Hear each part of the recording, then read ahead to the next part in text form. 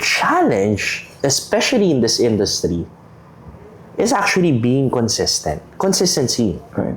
So the ultimate guest experience is really consistency. So the foundation for building should always be creating better systems so that every experience is consistent. All the recipes are not just with one person. Even if you're a dishwasher, you know how to cook the dish. So that has to be the culture. There has to be a culture of giving, being proactive. They really work hard, not just to promote, not just the food, no, but really our values, why we do what we do, no? Because it's not just the food, no. Mama Luz's family. Sales without profit is vanity. And sales with profit is sanity, no? So we're not here just because of vanity. We're here to really make money. Yeah.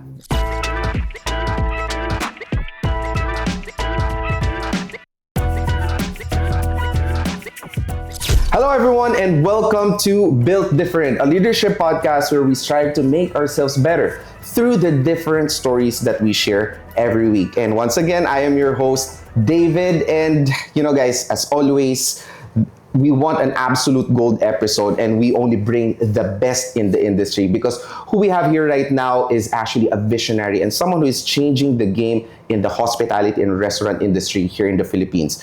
We have here the CEO and co-founder of Mama Luz Group Holdings and the current president of the Restaurant Owners of the Philippines Association. Please welcome everyone, Mr. David Season. Sir, thank you. David. Thank you for having me. Of course, it's our pleasure. It's an honor to be here. I'm also a fan of your brand kasi syempre, most of us here, you have 30 branches here in the Philippines, for the Mama Luz, which is the flagship company or the flagship brand of your holding company. And syempre, we want to know more about the story, how it all began, and maybe kasi baka may mga viewers tayo na, who wants to dive into the similar industry as yours, and you being an expert, take us back into the humble beginnings of, the company and how you built it to what it is right now.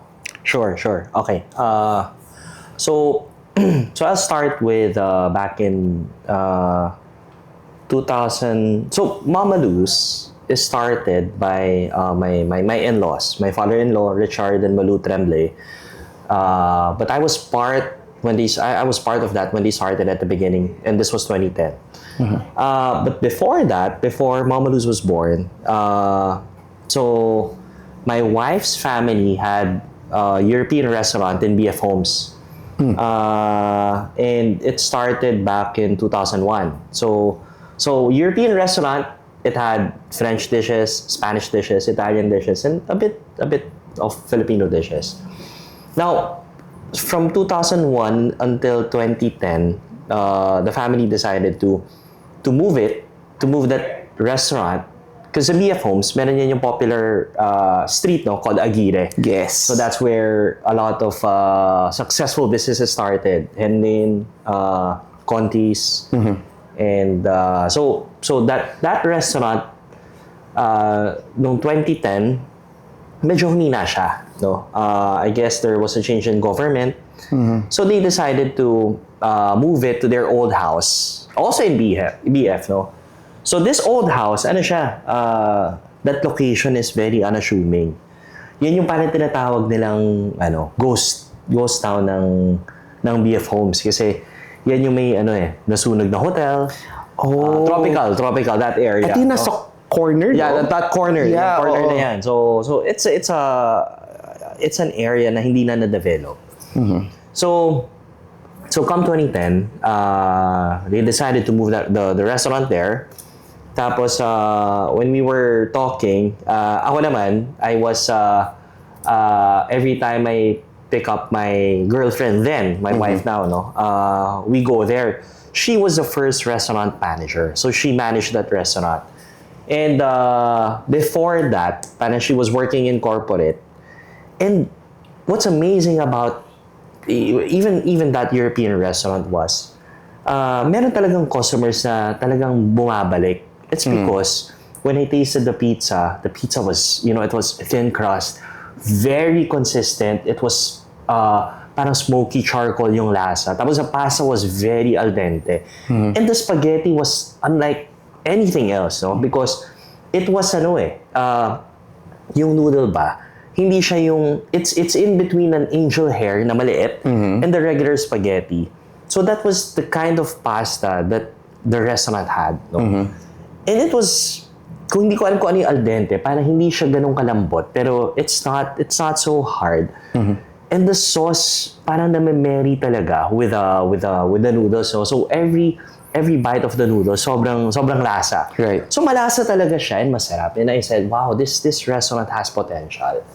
And I told my wife, girlfriend ko siya then, was quit your job, focus on the restaurant, and I'll help you out. Well, let's build this together. So 2010 started. Mama Luz opened the first restaurant in their house, and it was a house. So they were living upstairs, tapos restaurant sa baba. So that's and it was just on the foundation and the purpose and the mission of making sure that we provide a memorable experience to every guest, no? So that's how we started. And every day nakatutok yun sa customers, nakatutok sa guests, no? And making sure that each guest gets a consistent experience every time. Right. May culinary background ba sila? Bakit ganun ka remarkable yung taste? So yeah, that's Mama Luz. See, that's why it's called Mama Luz, because of my mother-in-law. Her name is Malu. So it was all her recipes. No? And my father-in-law had a really good palate.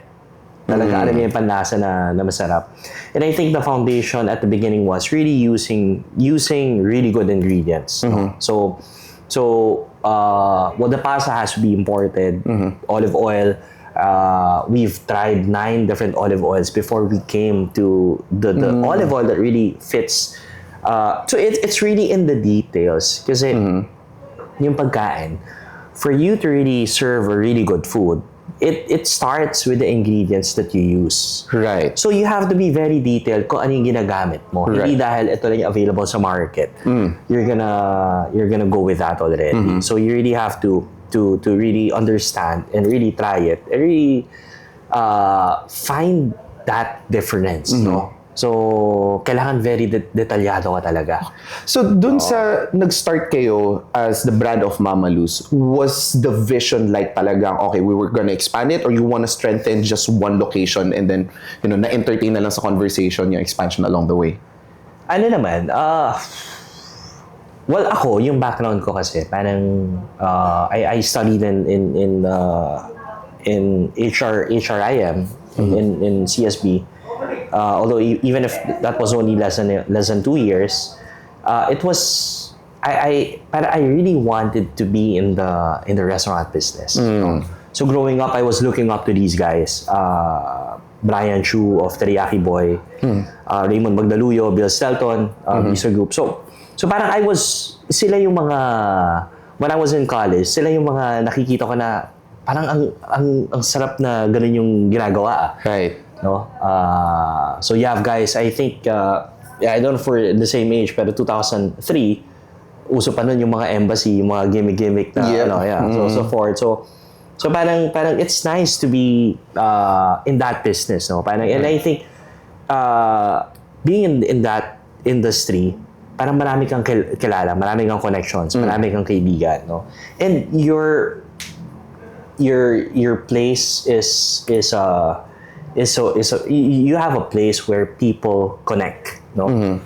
So yun talaga yung parang, so when we started Mama Luz, parang I was also taking up my master's at that time. Okay. And since my wife was the restaurant manager, parang Mama Luz was my thesis.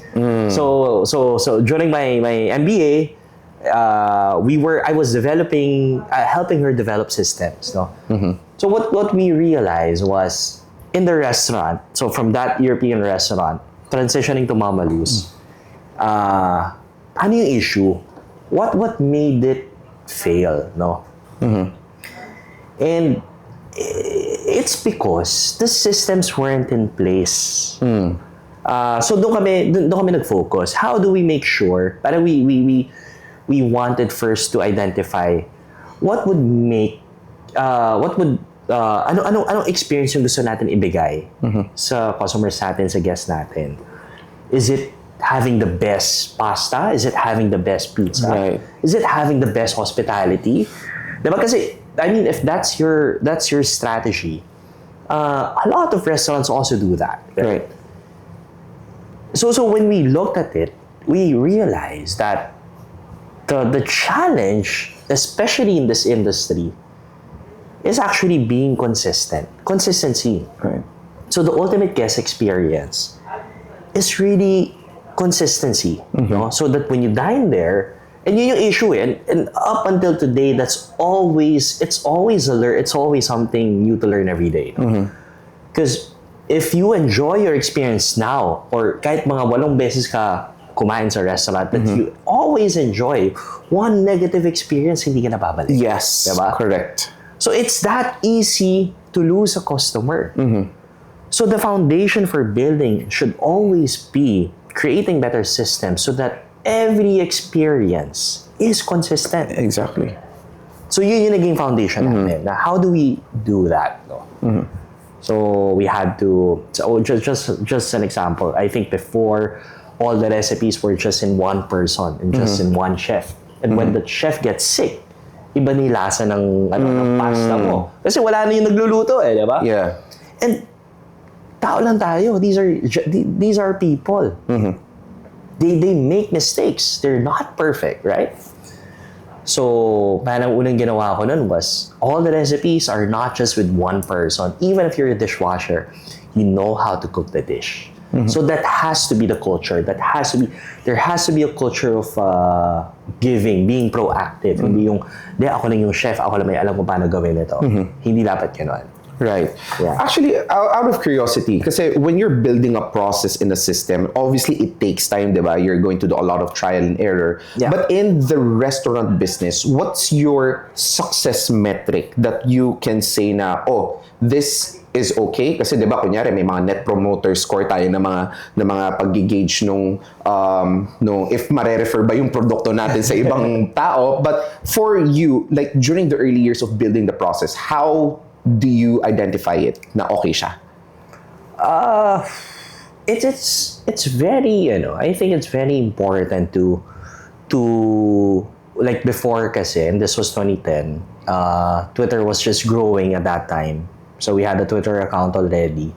Facebook was still growing. Instagram was at its infancy stage. We had what you call a red book. No, now that red book it's just a red book with all the notes of what is happening in each end of day. No, now all the servers and all the staff, the managers and all the people in the kitchen, they have a small tickler, like a note tickler. So every time they serve a guest, if there's a comment or a feedback, diba? Hindi pa ganong may Viber na yata nun, pero hindi wala pa siguro Viber nun. So they write it down. So if let's say maalat to or sobrang sarap nitong pasta na to or mabagal to, parang it's always a feedback that they take note. No? That was when we do our rounds. Well, pero that was in the restaurant. No? So I think every 5 o'clock, we go to the red book. 5 o'clock and 10 o'clock, we just read the red book. Lahat ng comments, lahat ng feedback ng customers. No. So that feedback is now our gift, no. Now it's always training your servers kasi to communicate, to ask not just how the food is, but you ask how the specific food is, no. So when you go to table, let's say you do your check pack, sabihin natin, sir, how's your food? Sabihin mo, okay lang. But if you say, sir, how's your bolognese pasta? Then they would be more sincere in answering how. Diba? So there's a way as well in asking how the food should be. No? Hindi pwedeng, you have to be very specific. So Yes. how's your soup? Sir, di niyo yata naubos to. you're not gonna pay for that, no? So parang it's that direct, hindi yung parang pag tinuro lang sa'yo, sir, how's your food? Very very transactional. Generic. Diba? So you have to go beyond that. And at the beginning, that's how we started. By training people to be very specific, na hindi lang kakausapin mo lang tong table na to and you're just gonna ask a generic question where you'll get a generic answer. You be sincere in what you want to know, then you'll get sincere answers. Right. Actually, that's a very good point, no? Kasi in any business, like, employees or your team is a very important component ng success, no? Obviously, the owners cannot carry everything on their back. But in terms of building, kasi I understand, based on what you're saying, na malaking component yung talagang training and making sure that your team sees the vision of what you want the whole company to go to, no? How do you make sure that everyone is going on the same direction? Because having like a big, 30 branches, big team, may mga outliers dyan, diba? So how do you make sure that everyone is going at the end of the tunnel na may ilaw doon, yun yung nakikita nila? Ano yun, parang it's like for us, we hire based on values, no? So it starts with the values. We hire and we let go based on values. If we have differences in values, our core values, it would be easy because and of course we communicate the vision, we communicate our mission. Our purpose is to create meaningful connections beyond every plate. And it just so happens that we're in the restaurant business, but it's really that if it's in your it's in your blood that you really want to communicate. You really want to have that connection with the other person. Then you're meant for this business. Not everyone is meant to be in the hospitality industry. You first have to have the passion for it. Because it's really hard. And I think it's one of, if not the hardest business to go into, because you're dealing with a lot of emotions. Yes. You're dealing with people. And you're dealing with a lot of chances for mistakes. No?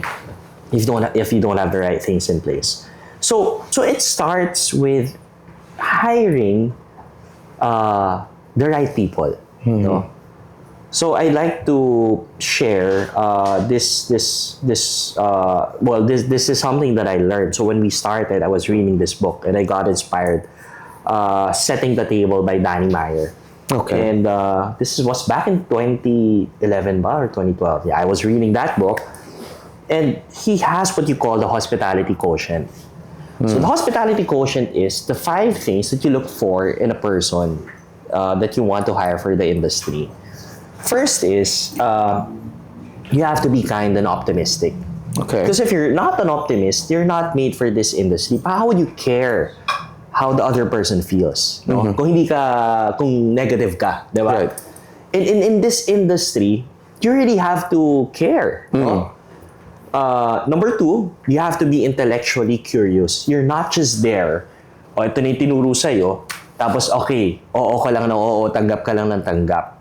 You always have to learn something new every day. No? So you always have to ask questions. Number 3, you have to have a good work ethic. In the industry, especially in the restaurant, hindi pwede pag out mo na, aalis ka na. Oh, out na ako. Pero sobrang busy ng mesa. So aalis ka na. No, it's not that simple. It's not like as if you're in the office where you have a time, then you can go. But in the restaurant, sometimes it's very busy, but you have to make sacrifices. You have to stay, no? So that is work ethic. You cannot just leave your team behind. Yeah. Tatlo na yun, no? Number 4, you have to have a high degree of empathy. The ability to understand how the other person feels, no? Ang mga customers, minsan hungry na yan. Diba? Pag nandun, gutom sila. Galit na mainit ulo. Diba? Tapos ang tagal ng pagkain. Totoo. So you talagang magpapakumbaba ka because you will deal with a lot of emotions. And sometimes, if you let your emotions get the best of you because of a customer that mistreated you, matatalo ka because the customer is always right no matter what, no? Although, etong time kasi ngayon, You because of the believe in that viral- ba? Well, nag-iiba siya eh. Okay. Kasi ngayon, syempre, the customer is always right. I always believe in that because that's our business. I mean, because that's where the business comes from, right?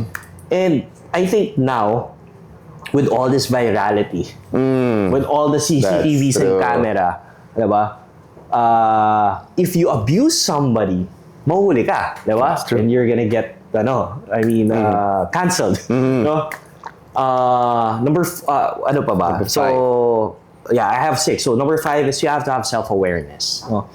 You have to know what your own weather report is. If you're not feeling good, don't be in the restaurant. If you're sick, you cannot be in the restaurant. Right. No? Because baka makahawa ka eh. No? And lastly, and I think this is the most important, not only in a restaurant, but also in every organization, is you have to have integrity. You're doing the right thing even when no one's looking. But I think us here, Filipinos, tayo, gumagawa tayo ng tama ko walang alam natin na tama yung ginagawa natin, pero pag may nakita tayong mali, we don't Tahimik. call it out. Tahimik no? And tayo. for me, integrity is calling out the things that you see wrong. No? That's true. Pag may nakikita kang mali, no? Speak it out. Diba? Because wala ka ng integrity kung gano'n. Diba? If magbubulag-bulagan ka, and I think it's embedded in our culture na magsusumbong to, ganito, or chu-chu mental. Diba? May gano'n eh. Sip-sip. Oo. But again, in the best interest of the company, diba? Because not everything is perfect. But I think if we stand, if we speak out, no, I think everything would be better. No? So yeah, those are the 5 hospitality quotients that we look for in every person. Anong book ulit yan? Baka may mga gusto dyan mga It's mabasa. called Setting the Table by Danny Meyer. Okay, Yeah, perfect. A really good book. I mean, I was very inspired. That was the first book that I read, and that helped me build the first. So after BF, we opened Mama Lou's in Nuvali. So yun naman, kami ng wife ko. Okay. Yeah, so that's how it started. Okay, so out of curiosity, is Mama Lou's like open for franchising ba? Or is it No. Okay. It's all company owned. Kasi, Yeah, family owned. Kasi exactly, di ba? Sometimes, for some restaurant businesses, the reason why nawawala yung consistency is because, yun nga, yung mga process kapag napunta na siya sa ibang nagpa-franchise, na medyo na nawawala na yung consistency in terms of, everything. Now, based on what you've said so far, parang what I'm getting here is, for you to give the best experience to your customers, it starts with the internal talaga. It's having the right process and systems, making sure that you can track everything, and then having the right people to do the operations. Correct. Right? And then, siguro magko-compound na yan moving forward, di ba? And then you can see, pag may integrity yung mga tao, boss, may mali po tayo. Nakita po namin, ano po pwede natin gawin dito. So, now, pagdating sa brand ng Mama Lou's, kasi it looks like talagang operation side, neat, everything.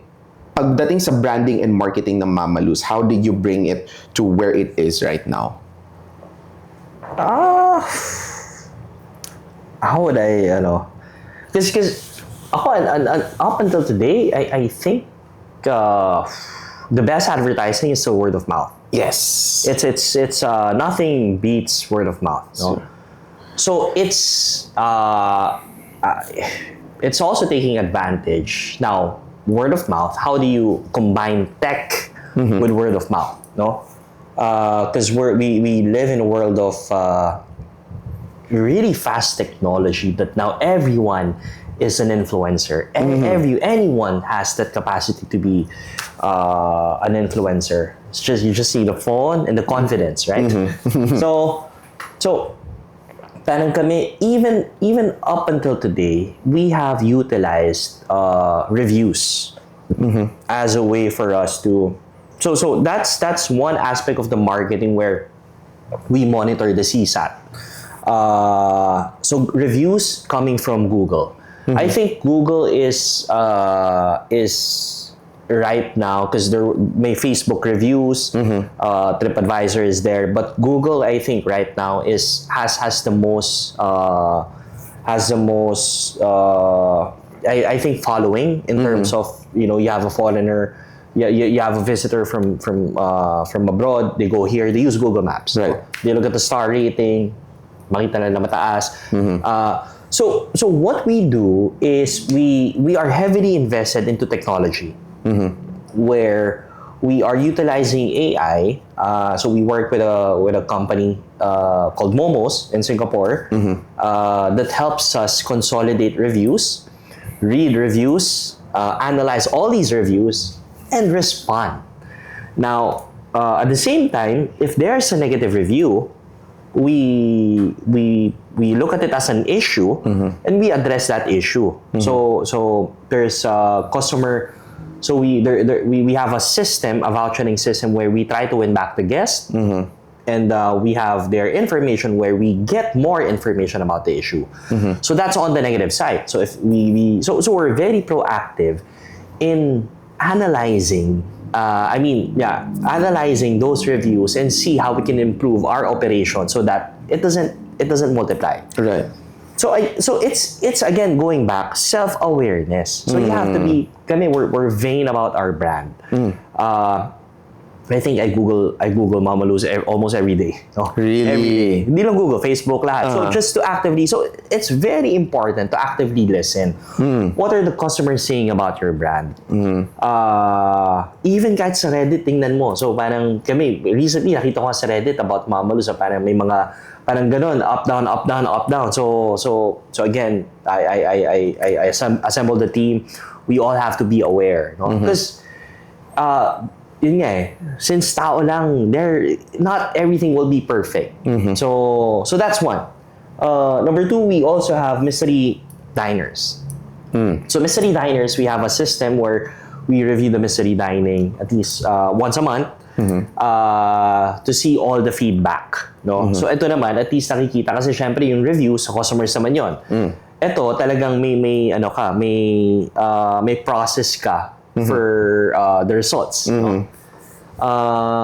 Tapos number three, I guess we're just I think we're very blessed to have a young and talented team from our marketing.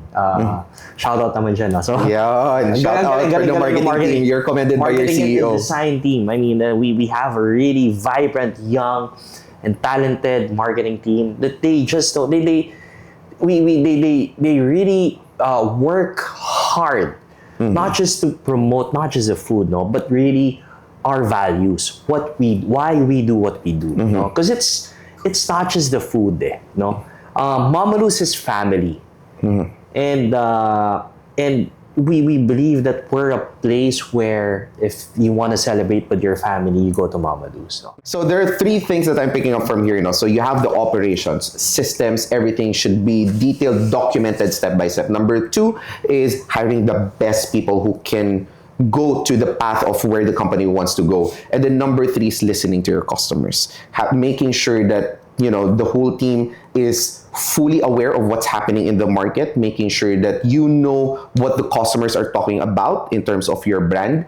And it looks like it's a really structured company. Obviously it is, kasi syempre you will not be in this very great position. But speaking of very great position, there are challenges that you've encountered that talagang, it was a make or break time, and just like similar to a lot of businesses, mostly during the pandemic. But what was the most challenging and nerve-wracking experience that the company, has gone through, and how were you able to pivot and adapt to it?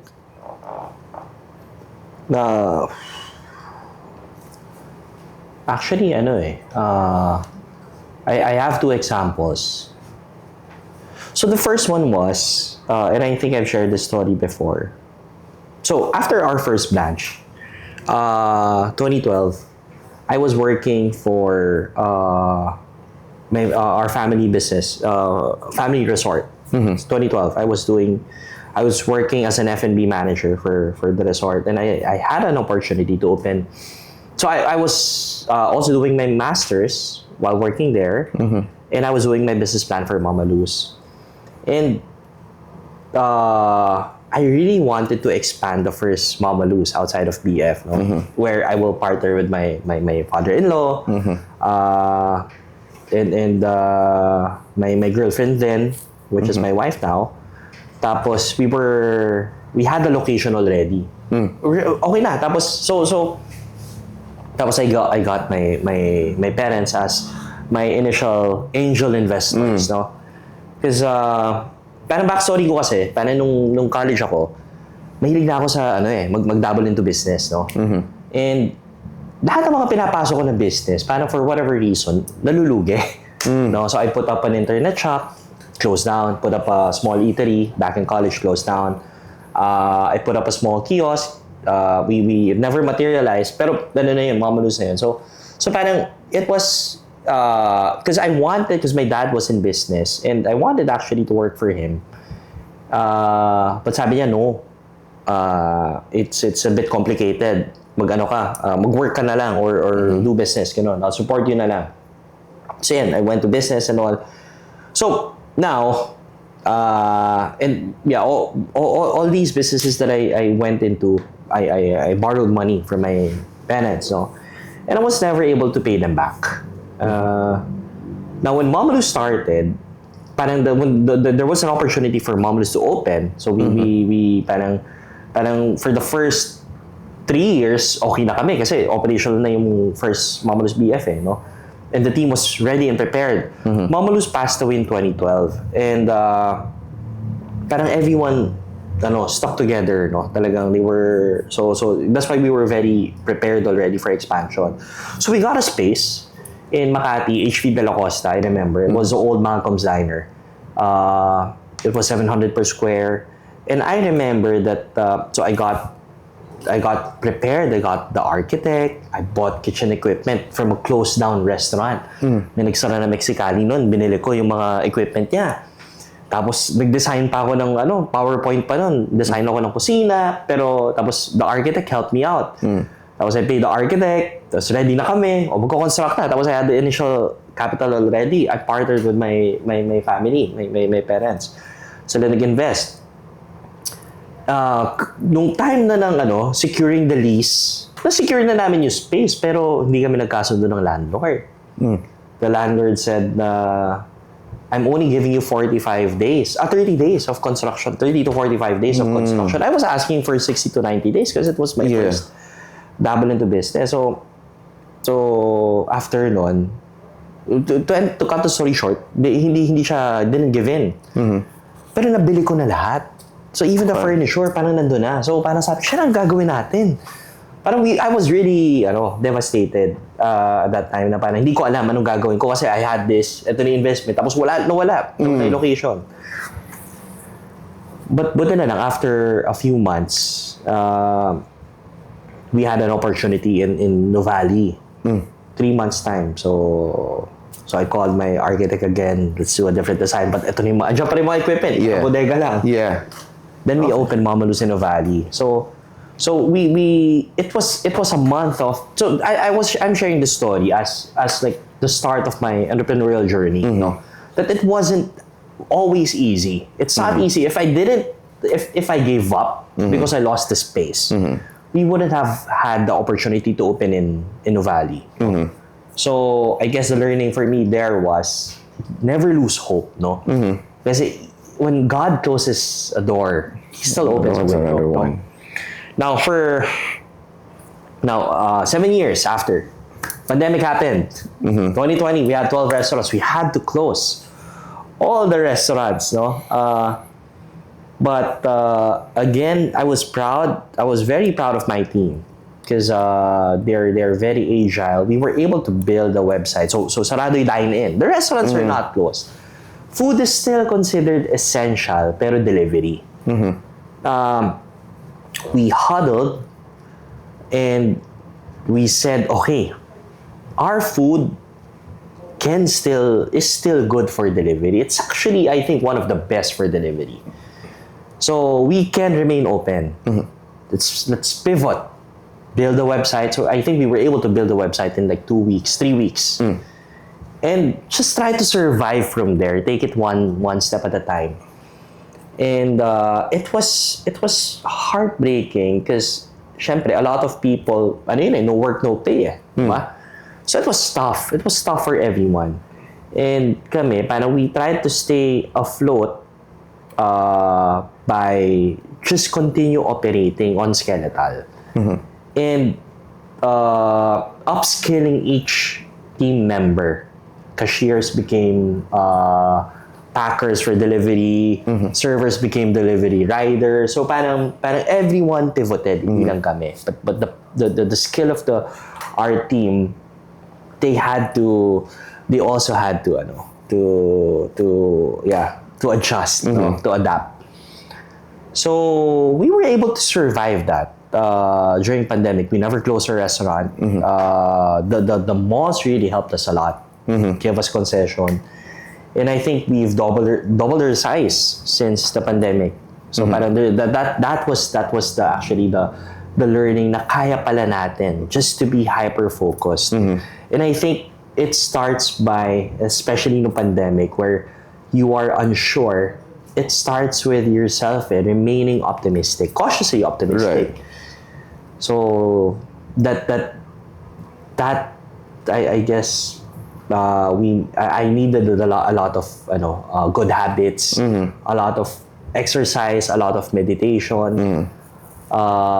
Just so I can still be able to lead the team. Right.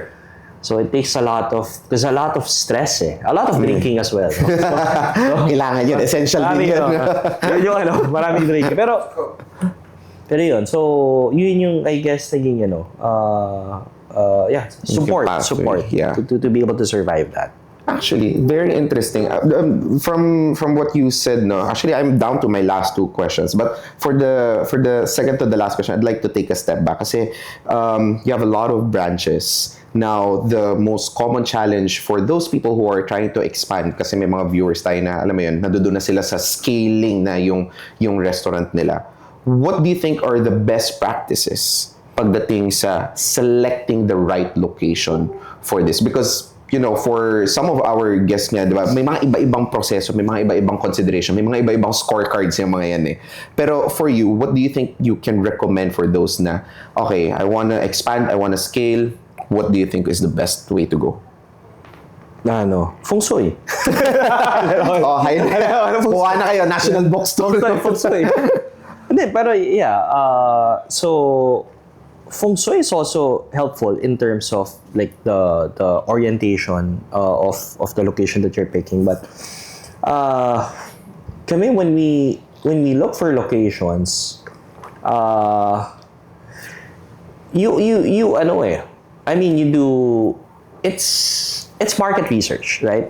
You look at the market, you look at what you're offering. Will there be a product market fit? Yun yung simple, diba? Parang, but it's not as simple because you need to project You need to project your numbers. Will I eat the market share of this restaurant? What is the foot traffic in this area? And will there be a product market fit? Will the price points of my products fit the market that I have there? And it's not always easy. Just because there is a foot traffic doesn't necessarily convert to sale. No? So that's where product market fit comes in. That's true. So yun yung mga angles na tinitingnan. Ako, when we were starting, siguro the first 6 restaurants, I personally go, and I still do this now. I go to the restaurants of our neighbors, our neighboring restaurants. I ask their sales. I remember nga nung Novali namin, this was back in 2013, I was talking to the restaurant manager of Jerry's Grill. And I was asking him, so I was having beer, sisig, tapos tumatiming ako hanggang, kinausap ko, kwentuhan lang. Tapos I was asking, magkano parang magbubukas ako ng restaurant dito. Inisip ko, okay ba dito? Magkano yung sales niyo? Tapos parang, I got to connect with him. And then he started sharing that this branch is ito yung national franchise, parang national winner for sales ng branch na to. So it gave me an idea na wow, if this is the strongest sales in the Philippines, and then we're in the right place. Because nandun lahat ng volume, diba? And we're talking about like a national brand, Jerry's Grill. Right. So it's that detailed, you cannot guess. No, if you're gonna guess, you have to get the guess from the mouth of the person. Yeah. So yun yung basis ko. Magkano yung sales? Yun that's always the benchmark. That's the bottom line. Well, that's the top line. The bottom line will follow, pero at least you know your top line already. Okay. And that's always the case. I think now our strategy, what we realize is, instead of competing in the metro, because we've never opened in BGC, ngayon pa lang. Since we opened, we've avoided BGC. We've avoided Makati, but we have in Makati already. But we've avoided that area because we don't want to generally compete with all the other guys. Because it's a cutthroat business already. So it's saturated. Restaurants come and Red go. ocean na siya. So our strategy is always opening in developing cities. Laguna, Batangas, Cavite, where we know that our price points fit the market. There's a product market fit, and we don't have competition. I mean, yung competition namin hindi ganun ka. I mean, it's different, no? Because the quality that we provide for the price is perfect. So that is now our strategy. So again, when you look at the location, just because you're in BGC doesn't mean that wow, you're doing so good, right? Or you're in Makati, you're like a cash cow na. Hindi, because grabe yung renta, diba? You still have to go to box. You still have to look at your economics, your box economics. And you have to make a profit. I learned this from when I was talking to the former chief marketing officer of Jollibee, Don D. Gomez. Sales without profit is vanity, and sales with profit is sanity. No, so we're not here just because of vanity. We're here to really make money. Yeah. Okay. Actually, that's an overload of information. Personally, you know, we're talking here. Kayo ba? Marami kayo natutunan dyan. But, you know, so we can talk all day, no? But I hope, guys, that nakuha ninyo yung chunk ng very important information na makukuha nyo dito. Because, you know, this is a masterclass nga na binibigay ninyo, no? And you can read this in actually, ito yung actual experience talaga. This is not book-based, okay? And this is like this knowledge is tested through time na. Now, down to my last question, because you and I are part of JCI Manila, obviously, diba? Now, what made you join and stick with JCI Manila, especially with your busy schedule? You know, you're the current president pa of the Restaurant Owners of the Philippines Association. Now, ang daming mong ginagawa. Why are you still, you know, trying to provide the service to humanity with everything that's happening?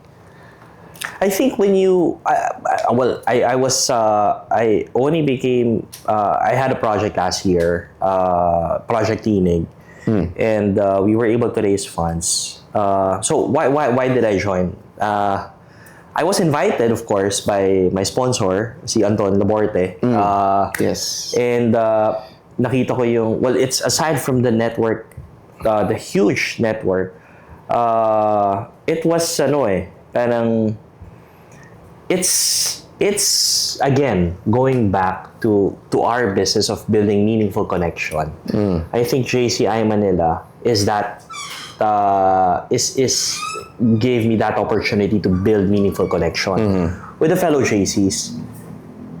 So, now that I hope to be more active. I was just in Ryder Cup yesterday. Oh, wow. Okay. Yesterday ba? Yeah, yes. 2 days ago, sorry. Ryder Cup. And it's that service to humanity, no? Something that I've learned. That is something that is beyond beyond what you do in the business. Parang serving people is something na na very fulfilling. Right now, one of my advocacies is helping PWDs, Philippine persons with disabilities, and it's because of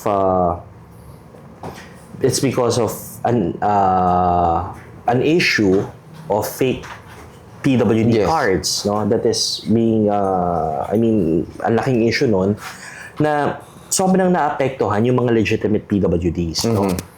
So helping legitimate PWDs or promoting inclusivity is something that I would parang yung give me peace, alam mo yun, helping communities. Yeah. And I think it's the same with JCI Manila, where it gives you that sense of purpose when you get to help, no? Yes. Sincerely help. Yes. And not just vanity, but helping. And ang bottom line nun is talagang long-term na nakakatulong ka talaga.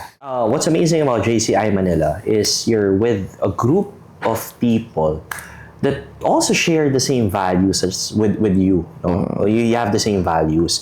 And it keeps you grounded. It keeps you humble. Because even if maraming passion, maraming groups, maraming mga ito yung gusto golf, ito yung gusto iba, parang basketball or sports, and maraming mga hobbies and all.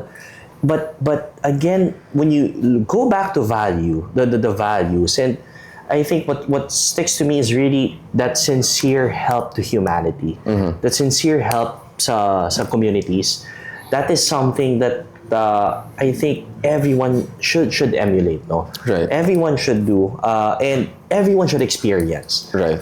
Because that hindi mabibigay ng hindi mabibigay ng work, no matter how passionate you are. Yeah, no, that's that true. service to humanity.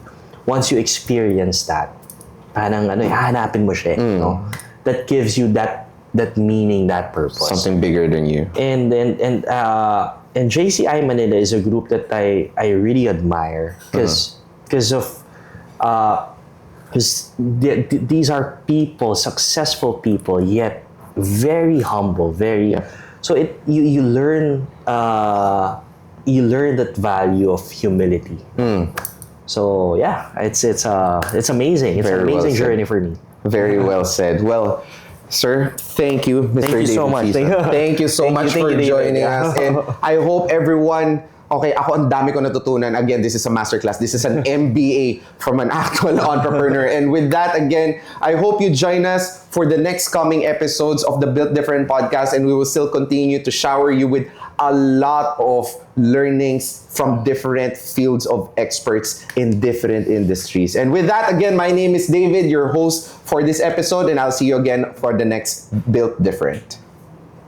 The Built Different podcast would like to thank Henry's Cameras, Power Mac, Hollyland, U Green Philippines, Shoppertainment Live, Kappa Cabina, Surge Digital Media, Madcap Productions, Days Media Group, Jazz Up Communications,